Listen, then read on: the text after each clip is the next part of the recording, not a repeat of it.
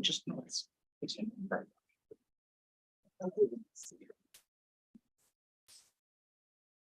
started.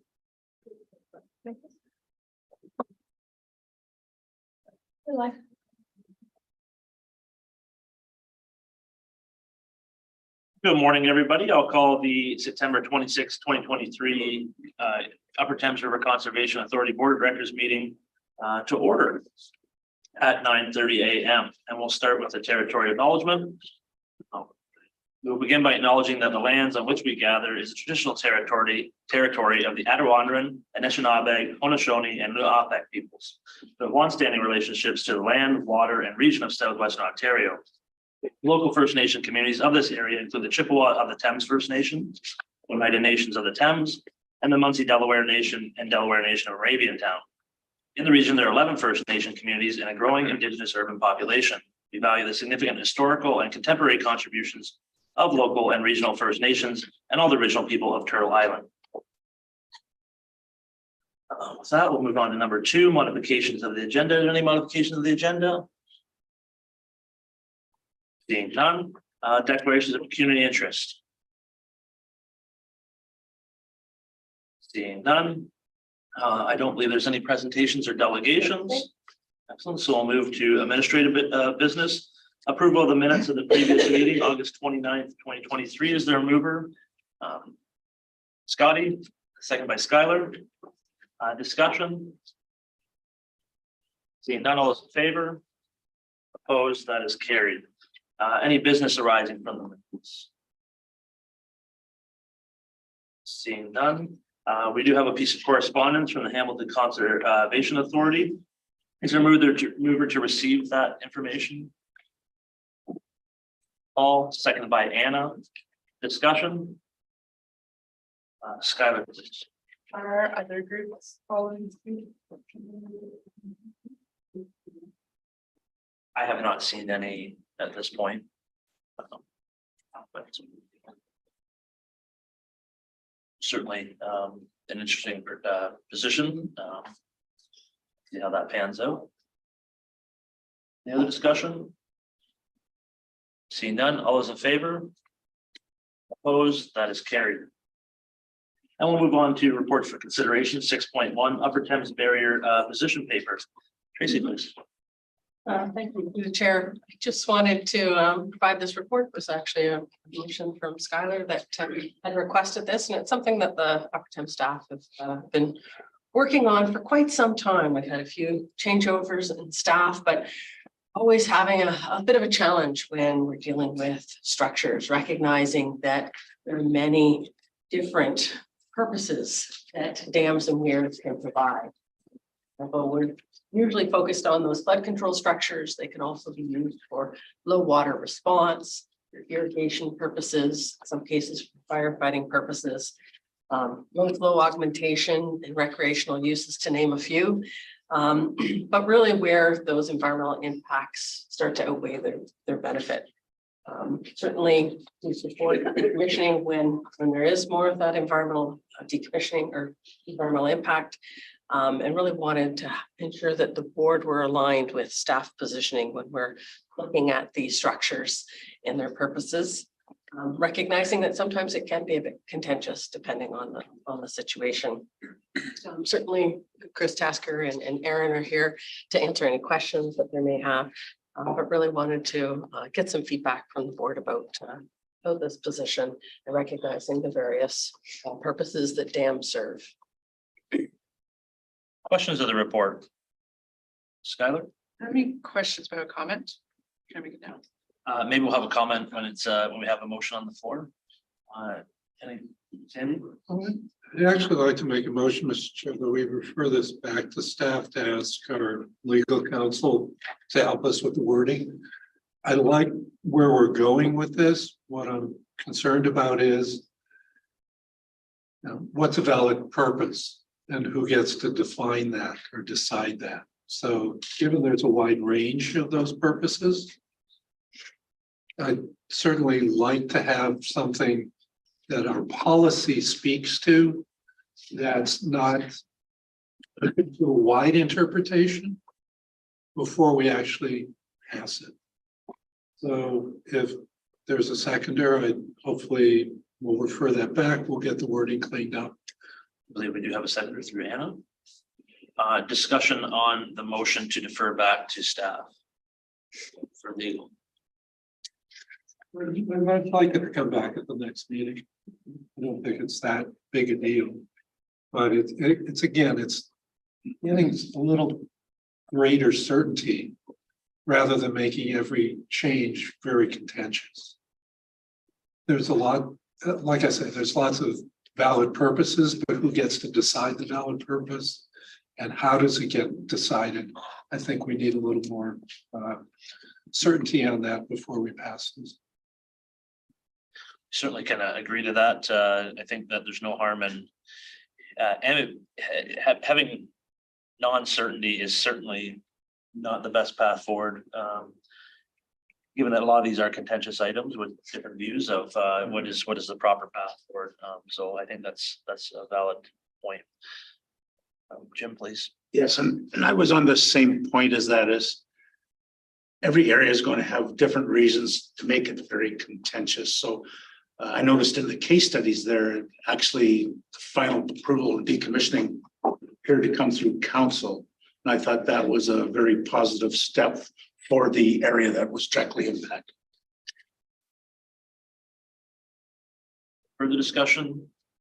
I'll call the question. All those in favor of deferring? Opposed? That is carried. We'll now move on to 6.2. Encampment paper. Tracy. Sure, thank you. As many of our municipalities are also experiencing the challenges with encampments, recognizing that there's great opportunities for us to work together. Many of our lands are adjacent to our municipal partners' properties as well. If there's encampments on one land, chances are they're extending on, or there's movement of those encampments back and forth. We're certainly concerned because many of our properties that we own are because they are areas that flood. And these people are also at risk of not only themselves, but all of their belongings from those flooding impacts. So really just bringing this to the board as a recommendation, recognizing that we're going to be further developing a policy. But this is the first step, and certainly Brandon's here as well if there's any questions that may have. Questions, Mark, and then Paul. I guess my first question from the chair through to probably staff more than anything else is, would you differentiate between properties that are owned by the Upper Thames River Conservation Authority versus the three conservation areas themselves, the formal campgrounds? Because I would think that at Piddock Conservation Area in Woodstock, there's probably people camping on empty campsites who haven't paid to be there, who just figure, well, there's an empty campsite, I'm going to hang out here for a couple of days. And I've certainly seen some people when I've driven to the conservation area myself, but I think beyond doing a checklist literally every other day to make sure all the people that are there are supposed to be the ones that are there. And it's obviously not municipally owned property, so we don't have that legality to worry about. Is there a real difference between people just sort of setting up encampments on UTRCA property versus the actual place where people are renting to be there for the summer or for the weekend? Yeah, through the chair, there is a fairly significant difference in that people that come through to find an empty campsite, essentially they have to come through the gate. Now they don't have to, they can trespass and come across another location in the campground, but there are security staff, there's maintenance staff that patrol these campgrounds 24 hours a day through the operating season. So we're going to know if somebody is registered to a site or not. And as well, because there's seasonals, the seasonal campers, they keep quite an eye on the rest of the campground. So they're going to know who is supposed to be there regularly. That we haven't had too much of an issue with people just sort of squatting or landing on a campsite. It's outside of the core park operations area that we're talking about. So below the dam at Piddock, for instance, we've had an encampment there for quite a while. There's other properties, one over near Woodstock, where it's the hunting property that we permit hunting on, and there was an encampment on that property. So we were pretty eager to get those folks out of there for their safety, as the upcoming hunting season is a month away or nearly a month away. So it's property that we own, it's property that we manage in the city of London, let's say, the ESAs as well, that's included in those areas. So really, it is distinct from the campground areas, for sure. Thank you. We'll go to Paul next. Yeah, my question was just partially answered. How widespread is this? Because there's been a lot of publicity about encampments down by the river in London. But are other municipalities? There's a widespread problem. Well, I can speak from an Ingersoll standpoint is that our encampments, I believe, are all on UTRCA property at this point. Down by the river. And again, there is those safety factors that come into play. I know that those encampments were, at least one of them was washed away in the spring. So it is a big safety factor for sure. Through the chair, it's City of London gets a lot of the publicity being the bigger urban center. And there is a lot of, there's a greater number of encampments in London and unhoused people. We know through conversations with city staff, they are being bused. A lot of people are being bused in or transported into London and dropped off here, unhoused folks. So we know that, but we also know at Wildwood, the state areas, we've had encampments. Pittock, we've had encampments as well. Fanshawe, below the dam, we have. So it's not exclusive to London. It's, watershed wide, and we're seeing it more and more in the rural areas where we haven't in the past. I would say, 10 or 15 years ago, we wouldn't see many encampments, if any, in the rural properties. And now we're seeing them pretty much across the watershed in proportionate numbers to the population of the area and the resources available in those municipalities. So that's why this policy will need to be flexible enough to adapt to the differences that each municipality handles or works with unhoused and handles the encampment issue. It will not be able to be one broad stroke, I don't think, across the watershed, because we go and move somebody out of an encampment in Ingersoll, then or somewhere in Thora, that basically displaces those people into that municipality and hands over the issue or the concern to the municipality. So it's in our interest to work with all the municipalities and come up with a solution that might be right for that area. Oxford County came up with something that a couple of weeks ago saying they want to be, homeless free. So that's, and we have been in contact with human resources or human services at Oxford to work with the encampment near Pittock, as well as some in Ingersoll as well. So That more than answers my question. Just sorry, we'll go to Anna and then Tom, but just to clarify, the motion Oxford County was 100% housed, which is a broadening range of providing all housing for across the whole the spectrum. So just to be clear on that, Anna and then Tom, please. Yeah, I just have a couple questions. We need to do this. I was going to ask the question about how much land do we own and does it include ESAs and other lands? And I think you partially answered that, but I would like to have a better idea of what lands are we encompassing here? to the chair, I think the focus would be on areas that are closer to urban centers, whether it's London or St. Mary's or Woodstock. But I think overall it should be, the idea will be on all of our lands.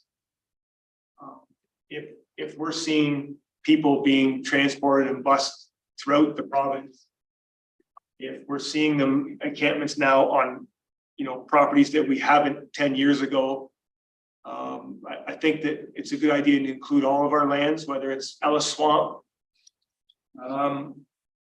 which is not that far from Stratford, let's say, to the, all of our lands, including the ESAs that we manage in the city of London. I think it's going to be should be a broad enough policy to cover all of our lands. It will need to be flexible, like I say, to depending on the situation, whether it's more rural, we have to work with OPP or human services for that municipality, or a local police department like City of London. So yeah, I think it should cover all of our properties. So it's just not the land along the river, then it's everything. And given the challenges, all municipal level of governments have different policies when it comes to encampments. I'm just trying to, are you going to take all those policies and then review them? And maybe some municipalities don't even have policies. And I'm just thinking this is going to be quite an undertaking. Given the needs are here now, what are the timelines looking like that we'll get something back on this policy? Through the chair, the timeline is probably into next year, to be honest.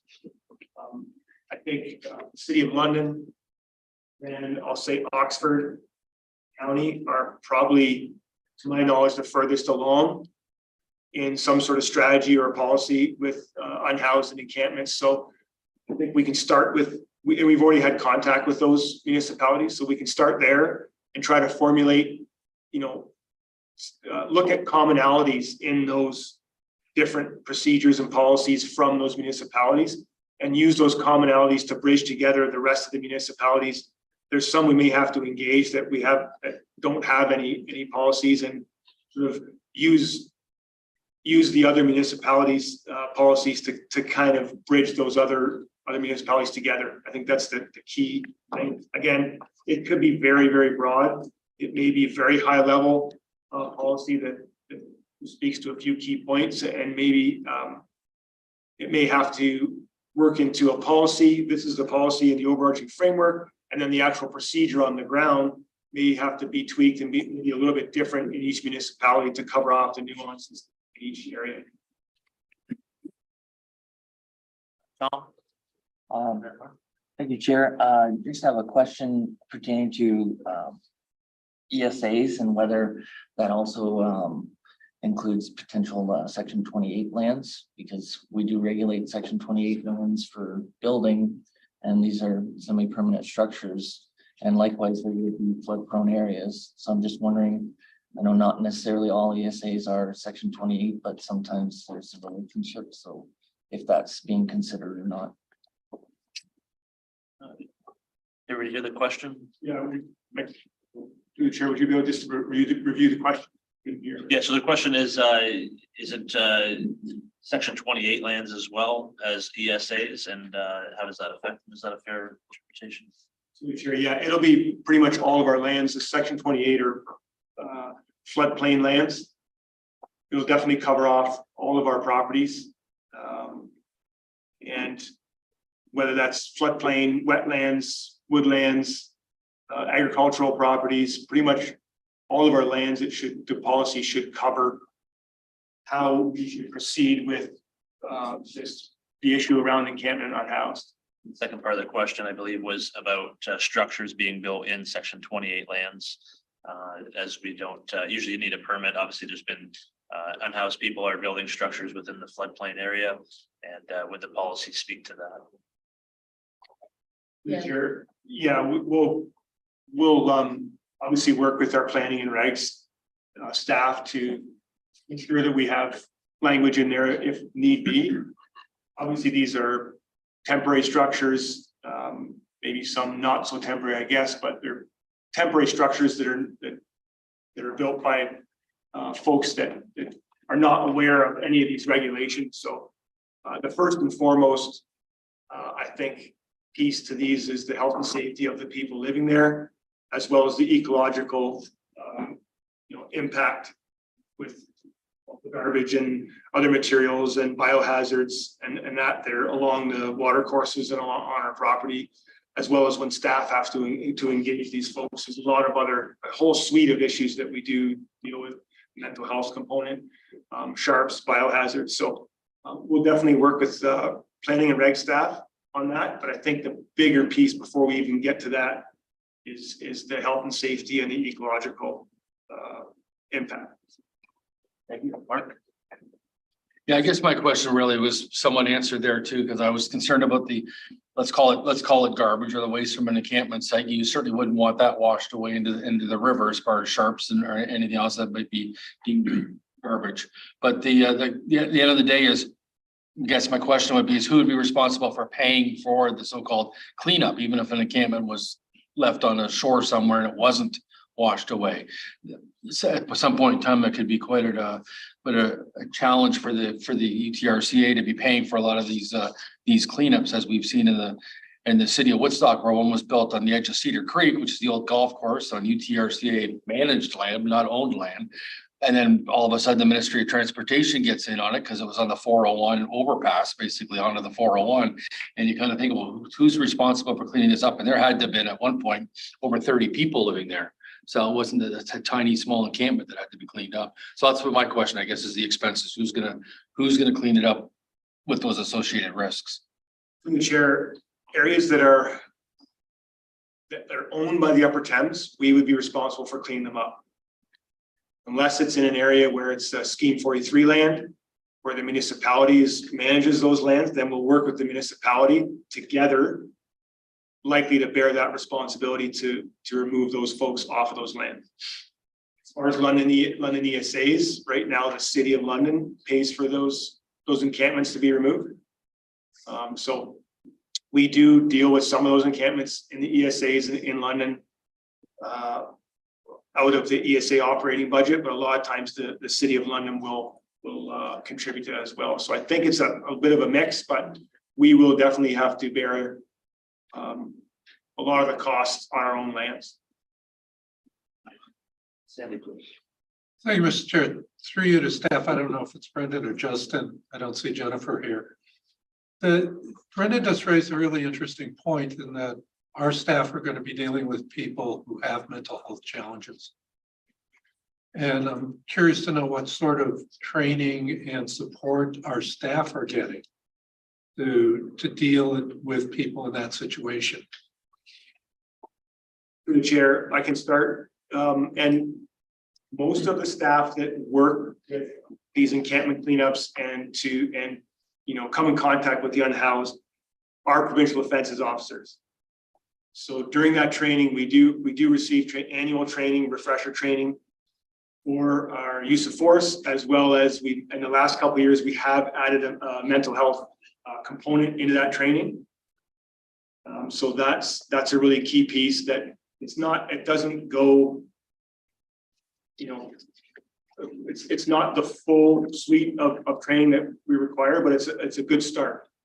And as a result of an incident there a couple of years ago, we did have mandatory health and safety and mental health de-escalation training for all Upper Thames staff. So that is now as part of our onboarding, is all staff do get this training for mental health and de-escalation training as well for situations with unhoused and other folks as well. So Okay, I'm relieved to hear that because it has special challenges, and I'm glad that our team is on top of this. So thank you. What I can also add to that is that through your consultations with the community, the different communities, we have Oxford County, if you're going to deal with that encampments, you're probably going to be dealing with the service providers, and they have resources that deal with that component of it as well. So collaborative effort for sure. Skylar, please. So as people have mentioned, London has been doing some of this work over the last couple of years. And one of the things that we worked on through the hubs, which is one of our new processes for assisting people who are unhoused, was kind of creating a couple of values that would address some of how we were going to move forward with our actions. So including human rights-based approach, harm reduction approach. And so I'm just wondering if staff are considering some of the values that would underpin the framework moving forward. good staff or through the chair, yes, we will be. We've been in consultation with City of London staff recently, as early as last week, to sort of start the conversation and to get involved. So we'll likely have someone from Upper Thames sit on committee from the city. I think they meet every 2 weeks and to be involved and sort of so that we can learn what the city's doing and their approach, and we can take that back and use that for our policy as well. Great, thanks. I guess just as a follow-up to that, I think we're looking at the demand side of the problem in terms of, we have this issue, but how is it being created? And is there an opportunity for advocacy in terms of, what are the root causes here? And, I think that some great values put forward, but also, housing first is another value that people have. And as a planning authority, we share in some of the responsibility of the housing stock supply. And, there's, I think there's a couple other things in terms of how we're doing mental health interventions as a society that we can be working on as well. And if there's we have a lot of people from different municipalities, and if you see something, say something. I mean, this is an opportunity to advocate. I think it will be, yes, and I think that once we have this policy come back to us and we have some recommendations from staff on how they're seeing this, both from a lands management strategy and also from a human management strategy, we can certainly take that back from our board tables, and I would encourage everybody to do that. And I would encourage your municipalities to reach out if you guys are, if everybody's doing different things we're hearing, make sure that your staff are aware that UTRCA is looking to collaborate and learn, and that's again, London's doing things, Alfred County's doing things, Stratford's doing things, every municipality. This is a large issue affecting everybody. And there's certainly some room for advocacy for many issues on this. But this is just another tool, I think, that we can use to try to move that forward. Any further questions? Seeing none, can I have a mover for the recommendations of the report? Mark, George, discussion. I'll just say that I'm very supportive of this. What I like to see in this is that staff are learning. And I can say that these are very complex issues for one municipality, let alone an organization that straddles very different municipalities, land areas and demographics. So I think this is a strong approach to come back and say, let's learn first. Let's see what's going on, what's available.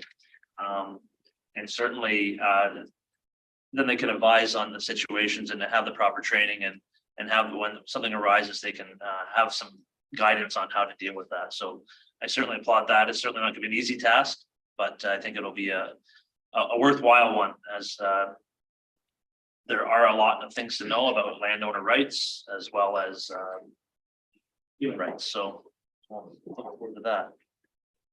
Mark. Yeah, I guess I would add to before we vote that I would think that at the end of the day, the tough thing is the legalities of it too. I would hate to see someone would want to sue, for example, the UTRCA because they were injured crossing Brick Pond wetlands to get to their encampment, which was on city property, and they've climbed down a hill from the Springbank Bridge in Woodstock to get there. And I'm sure it occurs, but at what point in time would the UTRCA be liable because we happen to manage a waterway or we own the waterway because somebody's gotten injured or hurt? I mean, I think that's part of it as well, to sort of say, well, and you can't keep a full library or a full list of where all these encampments are either. That's always very difficult too. Well, I think that's what we'll get back from it is guidance from staff of,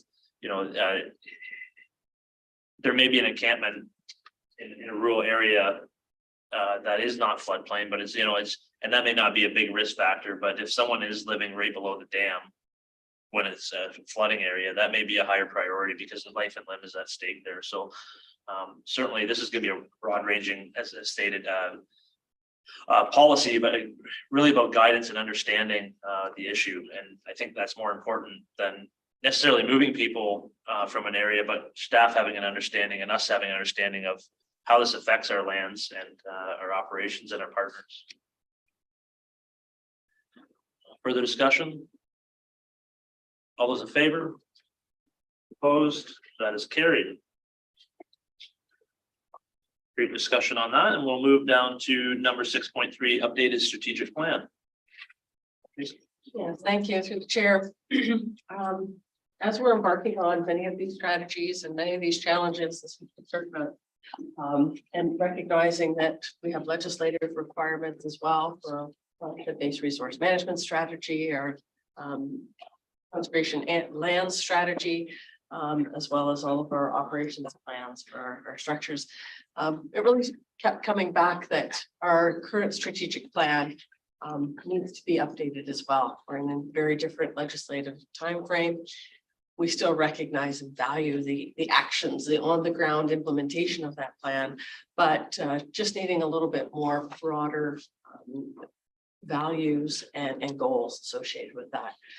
Thinking now is the best time to align as we're undertaking these other consultation processes to update any plans and strategies moving forward, and are seeking to have a new consultant engaged to help us lead us through this process as well. Any questions of the report? Paul, please. Three questions. First of all, what's the timeline of developing the strategic plan? We're thinking around 6 months. Timeframe. Yeah. Second question is, it referenced that we still have staff working remotely. Why at this time are they working remotely, and what percentage of staff is working remotely, either full-time or on a partial basis?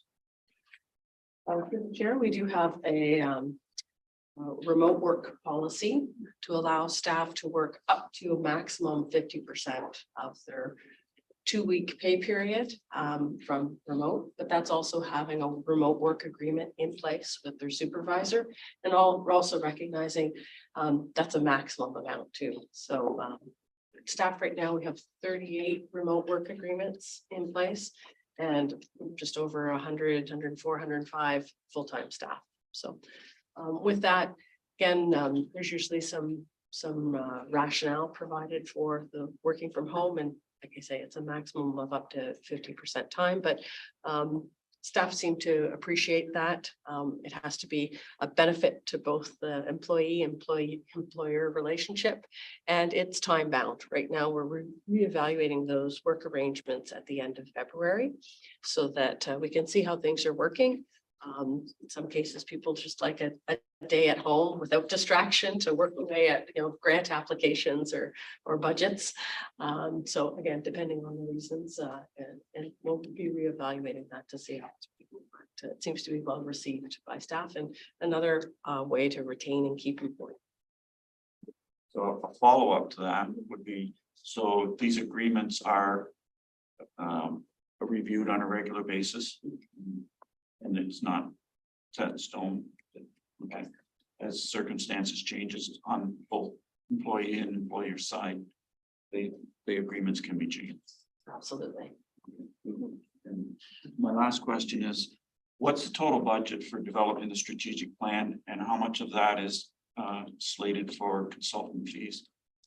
Yeah, we were thinking consultant fees about $25,000.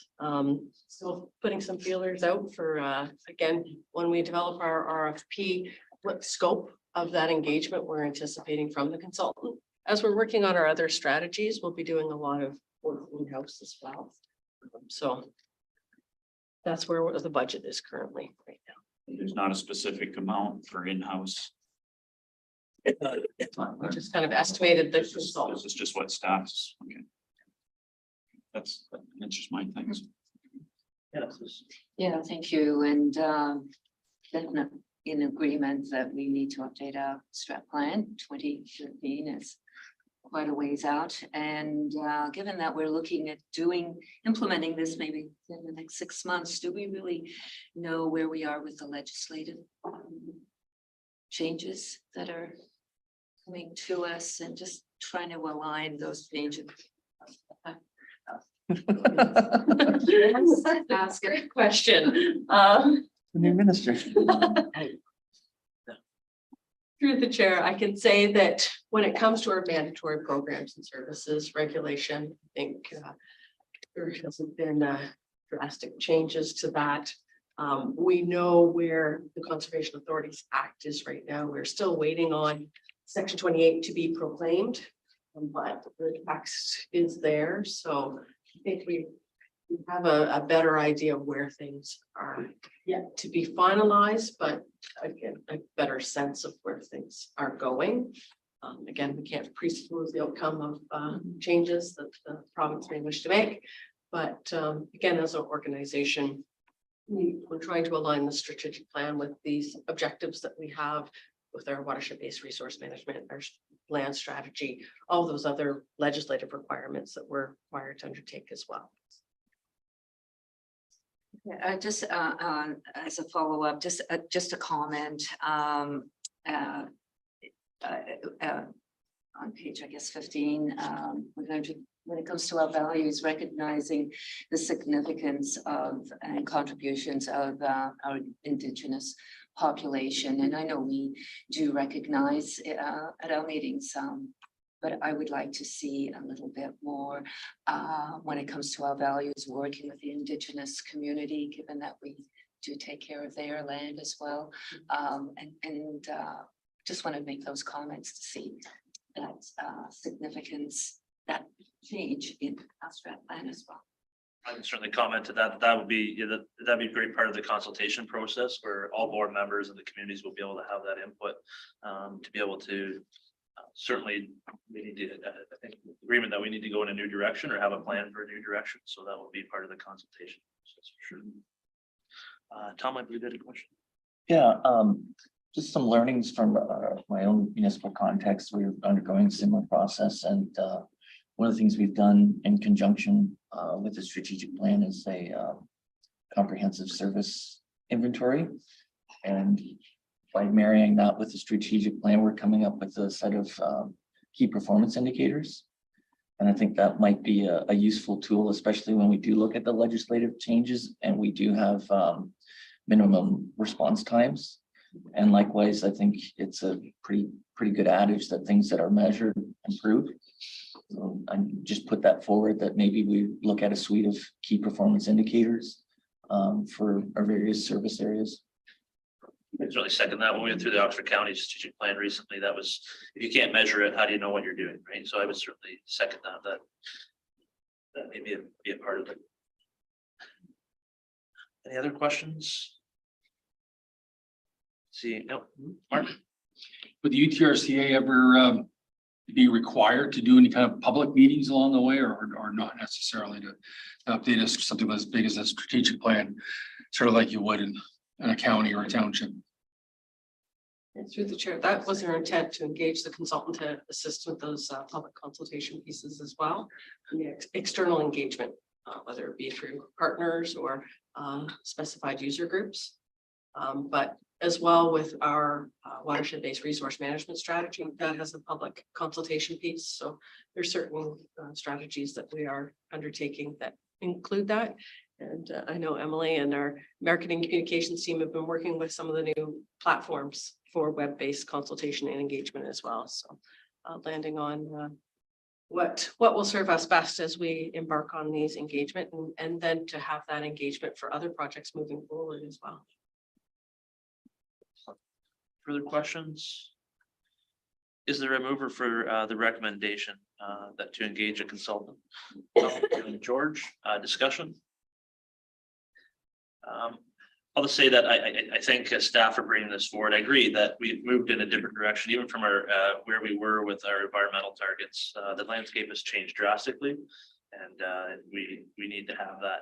I would encourage board members, if there's something specific, they've gone through the process, such as Tom has done, is reach out and give those recommendations to staff. I concur that I think there is value, although consultants cost money. Having a facilitator to lead this process, there's 15 board members, there's various members of the community, there's lots of members of staff. To have that brought together in a way and lead that process has value and can certainly offset the costs that are there. So I think that this is a good step forward, and will lead the organization in a better to a better position. Further discussion? All those in favor? Opposed? That's carried. We'll move to 6.4, forestry service fees, please. Thank you, Chair. I just note that, yes, this is a fees update, and you may recall that there's a minister's direction to conservation authorities for freezing fees. Just to clarify that those fee freezes, which is hard to say, are specific for planning and development and permitting fees. So, again, this is fall, the season where our forestry staff are going out to engage landowners for lining up spring plantings. So it's important to bring kind of this more comprehensive fee review to this board for approval. Typically, you'll see a fees policy and fees schedules being updated in November. Those are typically when there are annual increases associated with cost of living increases and things like this. But this was a great work by our forestry team to put together kind of actuals of time it takes and looking after prep for sites, the actual planting times, and then that follow-up maintenance and activities for tree planting program. And I know Tatiana here and as well as Rob that can answer any questions specifically about how they went about that to come up with the fee schedule that's presented here today. Any questions? See, no. Oh, Yeah. Anna? So, yeah, since the increases, I think are significant, but we aren't recouping 100%. What is the difference that we have to? I'll just start off by saying, when it comes to tree planting and our fees policy and fees approach, the same applied for our community education. We recognize that these are kind of the environmental benefits that we value. Not all full cost recovery will be available for that. But at the same time, and I know Rob can certainly expand on this, the amount of grant programs that we're eligible for to offset those costs for landowners for tree planting specifically have increased over time. There's certainly a number of different funding opportunities to encourage landowners to plant trees and for us to work to get those grant applications in. I'm going to add to that as well. Tracy and I were just at Conservation Ontario yesterday, and so I won't steal specific organizations' thunder, but I will say in general that because of the 2 billion trees initiative from the government, there has been a significant increase in funding of that as they ramp that up. So the opportunities for the cost recovery and offsetting costs, I think, will be a lot greater in the next coming years as they try to fulfill that duty. So that should help as well. And to add to that. Just to follow up on that discussion, cost recovery, is that by us or cost recovery by landowners that are purchasing trees and our services to plant trees? Yeah, I don't know if Rob wants to expand on the, maybe walk into the room a little bit too, so we can hear you. Yeah, so it's a little bit of both. We would be recouping some of our costs doing the site visits and things like that with the landowners. Recognizing that the cost for us to go and plant those trees is much higher. We're probably going to have fewer landowners uptake that part of the program. So we increase the cost of those large stock trees to offset some of those site visits that we would also be doing in the field. Those landowners would also be eligible for our clean water grant programs as well as the Forest Ontario grant program. A lot of these landowners right off the bat are receiving at least 50% funding for their seedling program. And then we would dip into clean water funding on top of that. So they're not actually seeing a huge increase in their actual costs. We're just gaining that on the back end. Thank you. Any further questions? Seeing none, I'll ask for a mover of the recommendation. Skylar, second by Debbie. Discussion. All those in favor? Opposed? That is carried. We'll move to 6.5 cost apportionment agreement update. So through the chair, it's an annual or a quarterly report timeframe to report back to the progress on progress. As well, October 1st is the timeline for when and if staff are requesting a deadline extension to execute all of the cost apportionment agreements. The process that I've been following is kind of working with the larger municipalities first that carry more of the CVA apportionment. Typically, that's been my approach, but there's been other CAOs and staff that I've been working at municipalities that were just anxious to get this done. So so the timeline's been a little bit variable, but at the same time, I do think we'll be able to get the agreements done by January 1st. But I don't want to presuppose that outcome in those decisions of municipalities until all of the agreements are fully executed. So with that, suggested a timeline extension to March 31st. I've discussed with a number of the GMs and the surrounding CAs near us that have a number of municipalities. Not every CA has the same number of cost apportionment agreements because of the different numbers of municipalities. But most are requesting an extension just as more of a precautionary step at this time. So I'm happy to move the recommendation, but I'd like to add an amendment after the word deadline. In the middle, we say to March 31st, 2024. As mentioned by the general manager. I think it's important that we have a specific deadline request in there, that we're not asking for an open-ended. Excellent. Is there a seconder for the motion? Paul, discussion or questions? Questions? Has there been any indication from the ministry about their willingness to extend deadlines? Yes, through the chair, there has been no indication, just that it is allowed in the resolution to request an extension, and the deadline to request the extension is October 1st. And a follow up to that, if there is no extension, what's the ramifications? Do we get fined or our wrists slapped, or what happens if we? Yeah, through the chair, that is uncertain as well. I can't answer that question. Might be fine. So basically situation normal as far as it comes to the ministry. We don't know what the ramifications. If we don't do it, we don't know what their possibilities of having extension and getting it done. So Yeah, like, as a follow-up, I would just say sometimes the best approach is just not to ask. In this case. okay. Any further questions of the report? Sorry, we do have a motion on the floor. Any further discussion? Seeing none. All those in favor? Opposed? That is carried. And I thank staff for the continued work on that front, and as well as the municipalities, because I know some of those have to deal with most have to deal with multiple conservations. We do not have any reports in camera. So we'll move to reports for information. 8.1 Administrative Enforcement, Section 28 report. Is there a mover for the recommendation? Skylar, second by George. Discussion.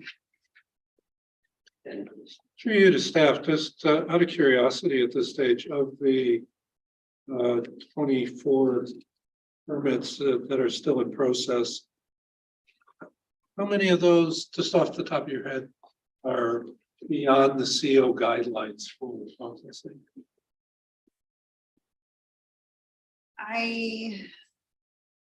Sorry for not asking this. Yeah, through you, Chair. Sorry, Sandy. I don't think very many, if any. And it's all about that that piece of deeming an application complete. So the 24 are all the ones that have permit numbers that have been assigned to them. But in most cases, we're still awaiting additional information before we're actually deeming the application complete. So it's unlikely that very many, if any of them are actually, that the clock has actually started ticking on any of those permits. And the majority of them are more recent permit applications that have just recently come in. So there's the 2 still outstanding from 2022. But you've pointed out we're still waiting for information. Does that mean they're not complete as well? Or they were considered Correct. complete? Yeah, so not complete. Okay. All right, thank you, Mr. Chair. You're welcome. Any further questions, comments? Seeing none, all those in favor? Opposed, that is carried. We'll go to 8.2, project status updates.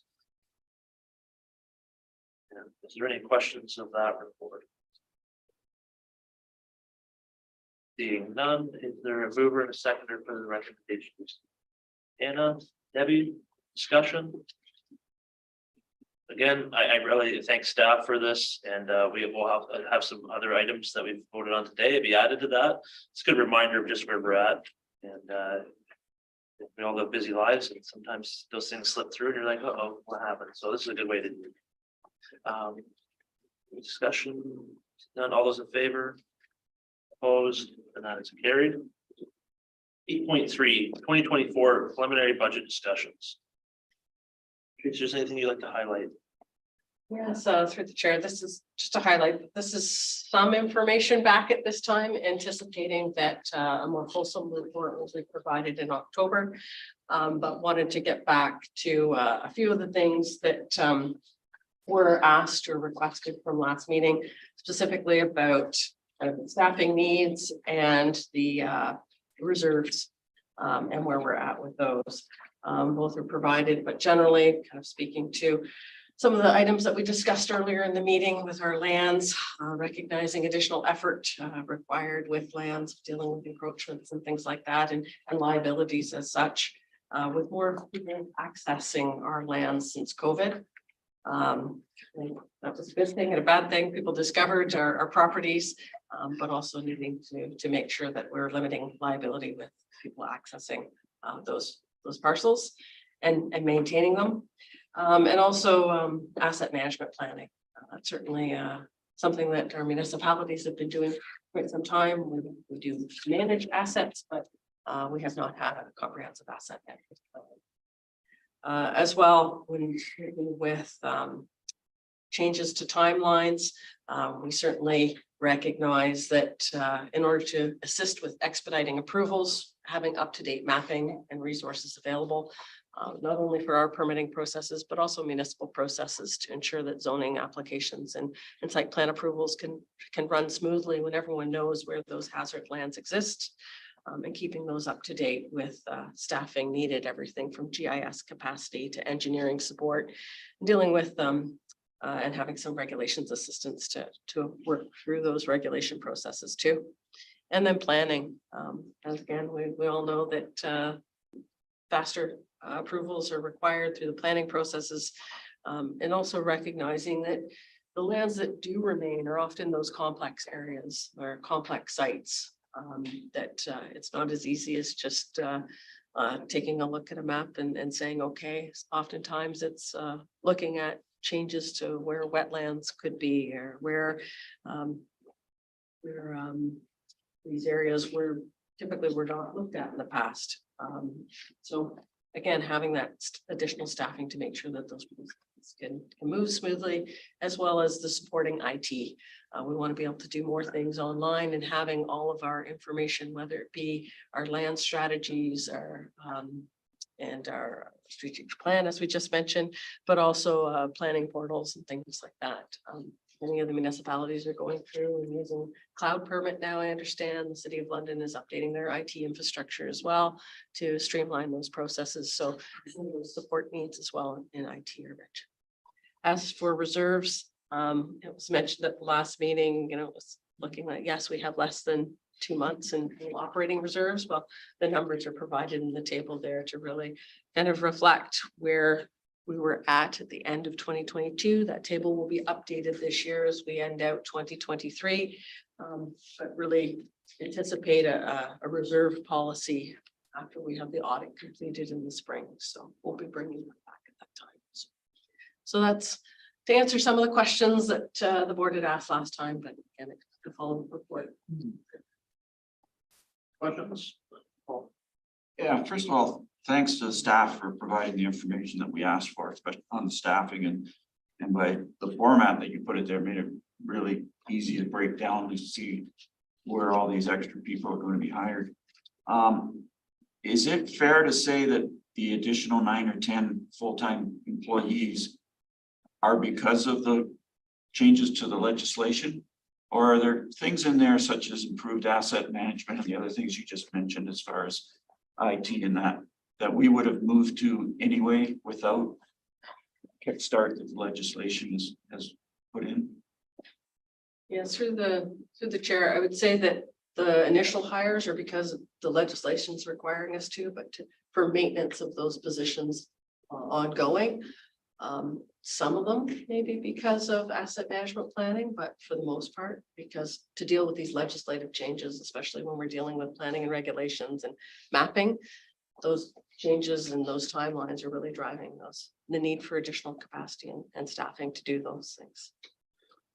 And I would just to add to that, just before your next question, that legislation is probably driving the scale and the speed of the hiring. So you're getting all of those at once rather than being a choice of the authority to be able to hire those in a different time frame to fit better needs and municipalities' budgets as well. So probably I would argue that it would probably be needed eventually, but 2024 is now driven by the province. Yep, you just about answered my question, but these are things we would have moved to eventually, but because of the timelines, we need extra people to get them in place. But ultimately, having extra people to handle these things are going to make us a stronger organization and handle our assets better. Sure. The other thing I would just add to that is it may not have been this way of doing it. These people are required because of the legislation to meet the legislative needs. The organization may have been able to reorganize itself in a more efficient manner had it not been. So Exactly. Given my ignorance, but when we last got an update, HR approved, we had 2 vacancies in the planning department. Have those vacancies been filled? Yes, they have. And is still required additional staff to meet the timelines?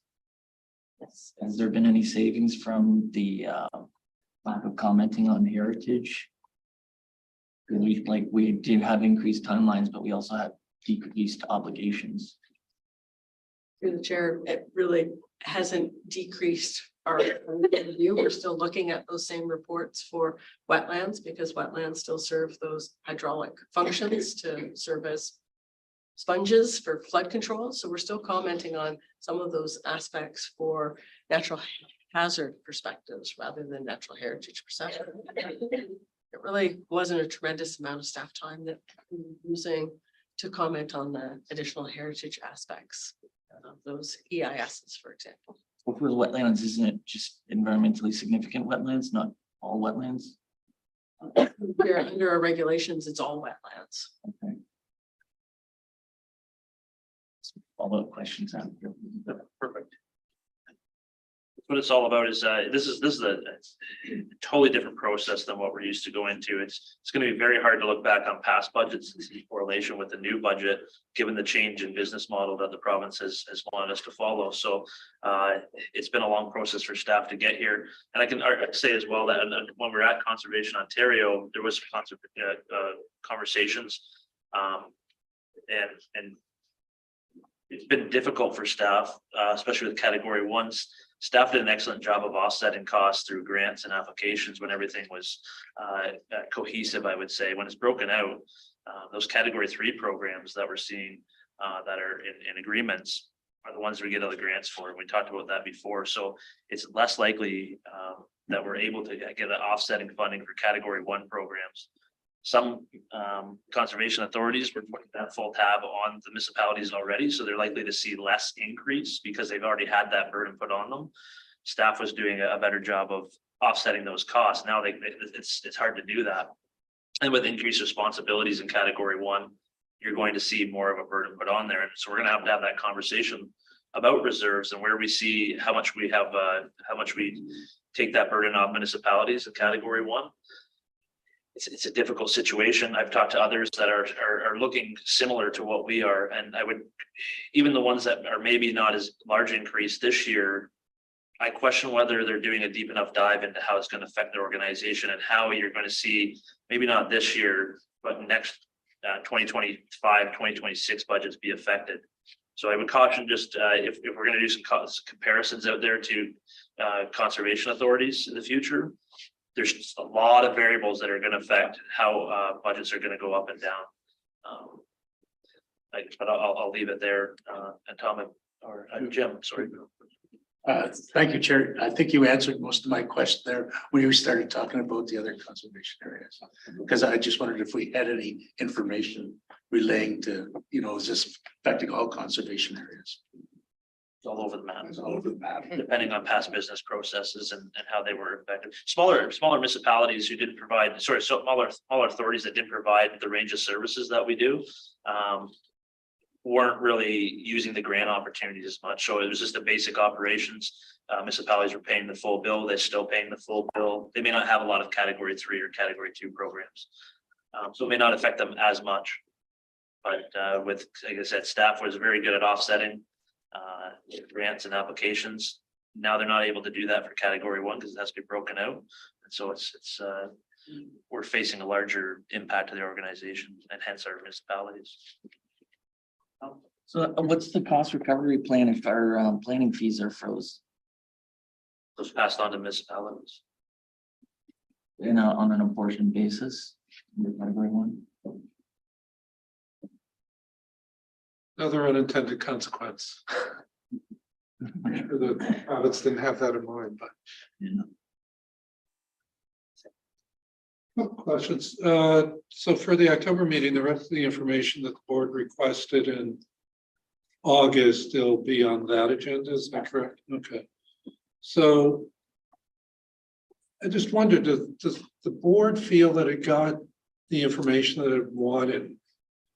Because I think personally, I would suspect some of your colleagues on the other councils are going to say, whoa, you're asking for 9.4 FTE. And I think Paul's question addressed some of it, that it's front end loaded because of the regulations.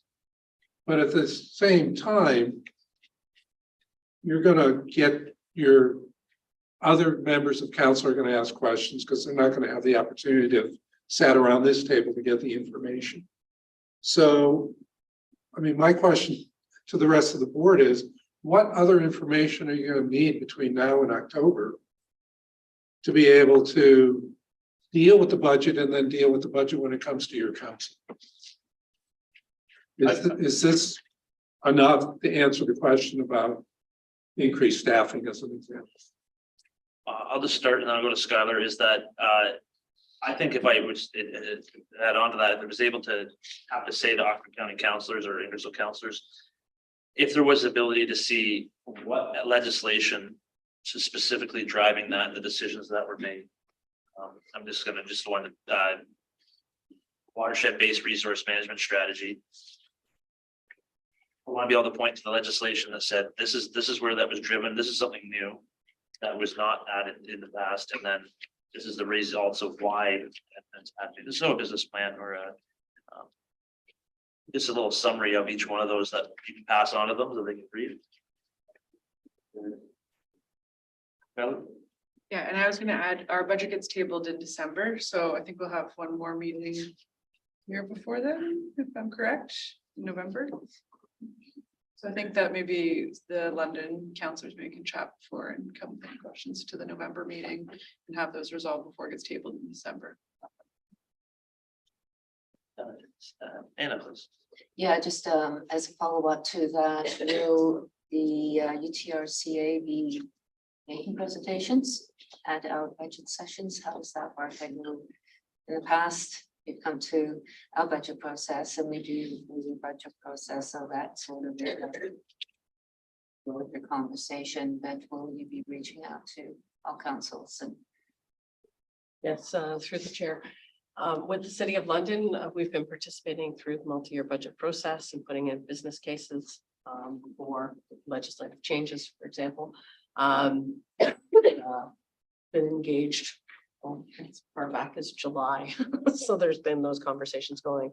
And then as well with as soon as in October, whatever budget is approved by the board, we circulate that to municipalities and offer to go out and present the information to the member municipalities as well. And that's a way to engage as well as get feedback on the budget. And this is all happening well before final approval of any budget, which happens at our AGM in February. And also, there's also an opportunity, like if any members of council have questions that members are certainly encourage them to reach out to staff. They're always open to questions, and if any members do want a presentation, I'm sure that can be arranged as well. The other question I had is through you to staff. Did you get the direction that you were asking for at the last meeting to help with what you're bringing forward in October? Because I don't know if that's made any impact on what we saw last month. Through the chair, we, as explained in our last meeting too, as we move through the fall, that's when we find out about grant opportunities. There's usually a refinement, better understanding of where we're at with any surpluses or deficits this year, although we recognize that our reserves are low. So the intent is to, if we do have any amounts, not to be deferred, instead looking at building these reserves that we have more than we have currently. But also just continuing to seek feedback from you as members, what your municipalities are seeing, better understanding of any concerns that you have. I guess that's the feedback that staff are requesting. You're okay with members of the board approaching you individually between now and October? For sure. Have any of the board members received questions from their councils or staff? I just encourage you to have those conversations. We want to be open and transparent with the municipalities as much as possible. We may be looking at a significant increase. So it's important to have those dialogue, and certainly staff are having behind the scenes as well with staff on staff. So that's important. But again, prepare your councils, let them know what's going on. And that way there's no surprises. We're certainly not trying to, the term sucker punch them with something. This is an open process, and we look forward to having input from all parties. Yeah, one of the other things, and maybe it's for Anna and Skylar, I know a number of years ago, the previous general manager arranged meetings individually with members of council. You would have participated in that. That's new information for you. But given that half of London's council is new, whether or not a one-on-one meeting or, the chair or vice chair with an individual member of council with some little fact sheet ahead of after the multi-year budget is tabled might be helpful. So if the two of you wouldn't mind going back to your other colleagues and saying, is this something you might be interested in? Rather than saying, here we are, just kind of initiate that discussion and see if that's something that would be helpful. And maybe that's something that's important for the other councils as well. So I'll leave it with board members to bring that back to the general manager. Tom, I believe that. Yeah, I think that, this is enough information for communicating any increases, but I think that if it's on the basis that it's processing timelines that we're trying to reduce, then we need to see a delivery of reduced timelines like that. We have, for the subsequent budget in 2025, like we need to have those realized gains. Yeah, and I think that's where we have our section 28 timelines reports come into effect. Staff are gaining all that data to make sure that we are compliant with the timelines. So we will be able, but I agree with you, as you move forward in organization, it's important if we're going to make changes to have those measurements to make sure that we're tracking. Yeah, because we've had 2 subdivision agreements and the planning department's pointing the finger at conservation authorities for them not meeting their legislative timelines. And I don't know whether that's fair or not, but I think if that's what we're trying to mitigate, then it should. No, the CA doesn't, Yeah, but yours, municipalities do. of course. And so there's a misalignment. Yeah.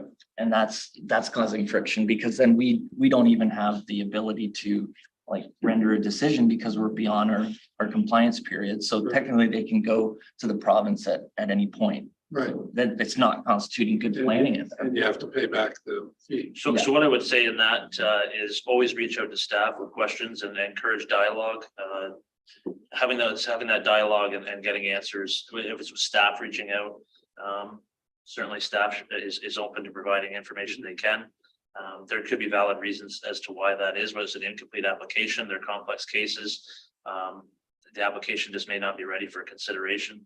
But fully understanding that, I'd always encourage anybody to reach out, and there's certain things obviously with privacy legislation, but having that dialogue or setting up a meeting in a room with different parties can provide a lot of clarity, and staff has always been open to that. Do you want to speak to that? Sure, if I can through you, Chair.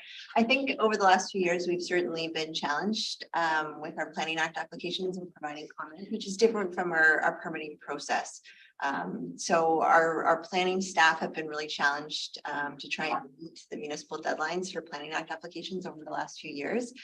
It's been a capacity and a workload issue. So we have been trying to beef up our planning staff in an effort to reduce our timelines for providing comments.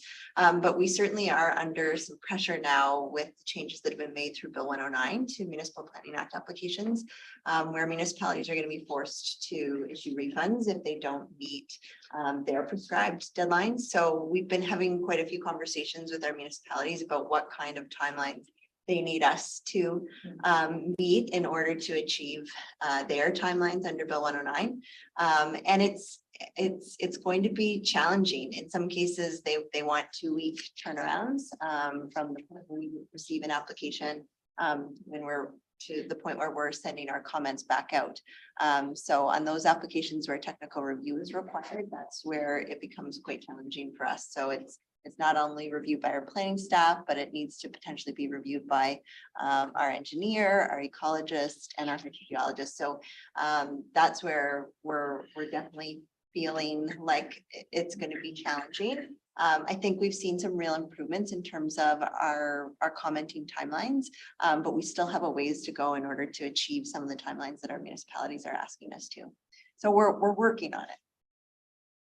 And I would argue you would see that in the positions that are asked to be hired to make sure that those continue to improve. Any further questions of the report or comments? A motion to receive. Anna, Skylar, discussion. All those in favor? Opposed? That is carried. 8.4 Children's Safety Village update. Tracy, anything you'd like to highlight in that? Certainly some of the members who were able to join us on the tour had an opportunity to visit the safety village. There's certainly been some ongoing work down there, but also continuing to rent out the space through the summer months to the YMCA. And certainly we're looking at other funding and grant applications through STEM education programs to deliver out of that center. But certainly both Brent and Teresa are here that can answer any questions and expand on them.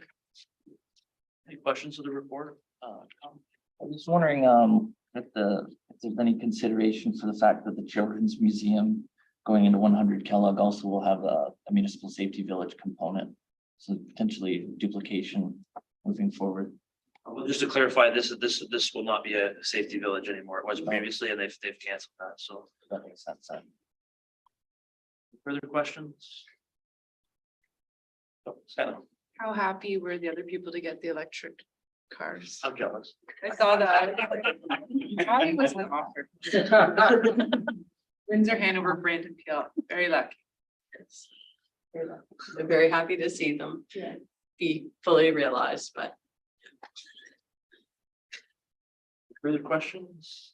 Comments? Seeing none, move to receive the report. Mover, seconder. Paul and Scotty. Discussion. And all those in favor? Opposed? That is carried. 8.5 is the September for your information report. That's great information there as well. Again, I like that it keeps saying subscribe even if you are, so make sure that you do subscribe to that and encourage your counselors as well. It's a great way to get that information out to our fellow counselors and even staff and our citizens to promote what the authority is doing. even on the news or the radio this morning, driving in Virgin Radio, where announcing the turtle hatching season and I heard that. 10,000 hatchlings released. So it's nice to hear them ready to. Absolutely. Number 9, committee reports, Finance and Audit Committee. I do not believe we have those. Notices, any notices of motions? Seeing none. Chair's comments. I'll just, it's been a busy summer. We're getting to the end of it, starting to turn to fall. The kids are back at school. Hopefully, we're not going to get too many storms which cause flooding, but we'll see what happens. It's an interesting time of year. The dams will start to be lowered as time goes on, which is always a sad thing. I'm a fall denier, proud of that. Tracy and I were at in Toronto yesterday for Conservation Ontario. And there was some good things that happened there as well. There was a lot of talk, which is good, about both the province and the federal government getting more involved with updating mapping, providing funding for that. So that's moving forward. They provided their business cases, business plans for the year. Certainly a highlight of technical guidelines being updated, trying to advocate for that. Lots of different things there as well, which we can share. Again, good conversations about budget processes and where everybody's feelings are at about the new items. There was also rumors of changes to come. So we're not done yet. Certainly Section 28 regulations are still to come, but yeah, it was a good meeting. Most of it was just a technical, receiving of reports from the business of the year. I will be happy to report that our share of the bill for Conservation Authority is going down by $1,000. So as some people grow and some people say that it's based off of revenue that you're generating. So it is a fair process, and others have grown, like Toronto have grown substantially after COVID, which is fair to say. So our portion is going down. So, but we still receive very good service for that. If anybody doesn't, they only have 12 staff members at Conservation Ontario, and so they're advocating for what we need, and they're going to be increasing that through Queen's Park Days and increased outreach programs that are being ramped up after COVID as well. So look forward to that. Laternal was booked very fast this year, and so again, they did report that they're going to look at a new venue to try to accommodate the increase in demand to try to want to go to that. So look forward to that next year. That members' comments. Members? Yes. Yeah, I guess just a reminder that TD Tree Days are in Woodstock on the Saturday, October 14th. 9 a.m. I expect to see Tracy there with her work boots or gloves. Hartley Farm is the name of the subdivision, but what's interesting is it's off the 11th line. So Hartley Farm goes up at the Burgess Trails from the other side of Woodstock versus the Sally Creek side of Woodstock. So it's certainly part of the Thames River. Thames River runs right through there. So we're planting trees. I'm on the Woodstock Environment Advisory Committee as well as the Recreation Advisory Committee, so I'll certainly be there, and I look forward to seeing Tracy there. Tim Center just passed our recreation master plan, and there's a recommendation for engagement with Upper Thames for the rejuvenation of the Mill Pond Trail. So look forward to that collaboration. We'll go to Tracy. Yes, thank you, Susan. Chair. I just wanted to comment about National Day for Truth and Reconciliation. I know many of our municipalities and our partners observe the day. We're actually doing a number of things this week. You might see if you're in here at night, we're illuminating our gatehouses at all Fanshawe, Wildwood, and Piddock in orange from the 25th through October 1st. And tomorrow morning, we're actually having a water blessing performed by a member of Oneida Nation of the Thames and Chippewa of the Thames First Nation. As well, we will be having a Orange Shirt Day on Thursday, and also on Friday, taking a noon time in nature hike. So with all of that, providing additional resources to staff about truth and reconciliation and acknowledging our past. So just sharing what we're doing for the day or for the week, really, to reflect on this important day. So with that, really, and same as Brian mentioned today at Conservation Ontario, it's always good to get together with CO to see the projects and the amount of work that really Conservation Ontario was able to do. They've always been a great resource for the Upper Thames, especially with so many changing times. Being able to facilitate group discussions as well. It's been a great asset to have with CO and for them to take the lead and provide those opportunities for groups to gather to develop some of the material and some of the challenges that we're all facing to work together at with the CAs that are having those similar challenges and being able to develop either policies or procedures as we move. Excellent. Well, with that, I'll call for adjournment. Skylar, thank you very much. We're adjourned. That was 5 hours. That was very long. Yeah. Spicy. Yeah. I know. Yeah.